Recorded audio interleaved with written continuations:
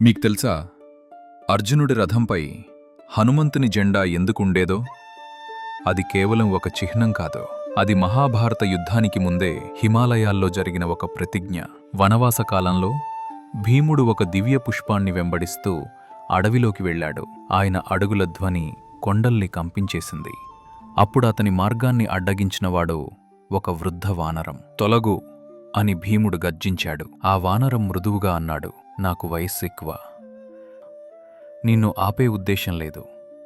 నీవు వెళ్ళాలనుకుంటే నా తోకని ఎత్తి వెళ్ళిపో. భీముడు నవ్వాడు. కాని ఎంత ప్రయత్నించినా ఆ తోక ఒక్క అంగుళం కూడా కదల్లేదు. ఆత్మగౌరవం దెబ్బతిన్న భీముడు అడిగాడు, నీవెవరు?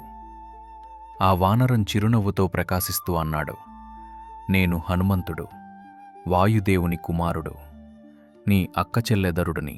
తర్వాత ఆయన భీముడికిచ్చిన వరం, మహాసంగ్రామాల్లో నేను యుద్ధం చెయ్యను, కాని అక్కడ ఉంటాను. నా గర్జనతో నా ఆత్మిక ఉనికి మీకు రక్షణ కలిగిస్తుంది. అందుకే హనుమంతుడు అర్జునుడి రథంపై ఉన్న జెండాలో ఉన్నాడు. యుగాలుగా నిలిచిన ఆ రక్షణ శక్తిని మీరు కూడా పొందాలంటే సురేంద్రపురిలోని పంచముఖ హనుమాన్ ఆలయాన్ని సందర్శించండి.